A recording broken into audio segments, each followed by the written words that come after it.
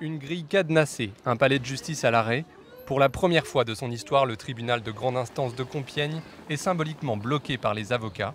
En cause, la réforme de la justice en cours de vote à l'Assemblée nationale, qui pourrait bien le menacer de fermeture. Nous, on se bat contre la notion de spécialisation qui va être mise en place en 2019. Et cette notion, c'est quoi?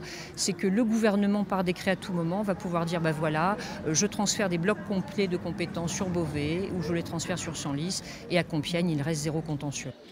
Principal point d'achoppement, la refonte de la carte judiciaire, mais aussi la fusion des tribunaux d'instance et de grande instance. Pour les justiciables, c'est la fin d'un service de justice de proximité. Quel est l'impact pour les justiciables concrètement ? De ne plus pouvoir se rendre au tribunal pour obtenir tout simplement l'organisation par exemple de leurs droits à l'égard de leurs enfants, une pension alimentaire, une mesure de protection pour une personne âgée, le paiement d'un loyer, des délais par exemple parce qu'ils ne sont pas en mesure de régler un crédit.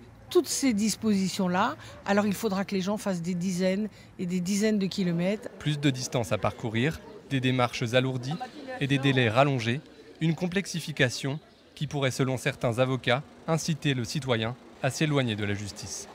Là, on pense que ça va vraiment s'aggraver de par la délocalisation si le Conseil de prud'homme ferme.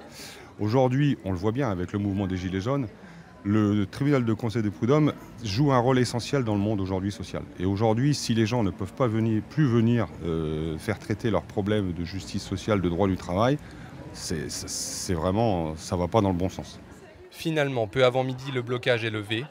Prochaine action mercredi, les 17 barreaux des Hauts-de-France se rendront à Lille pour manifester devant la préfecture de région.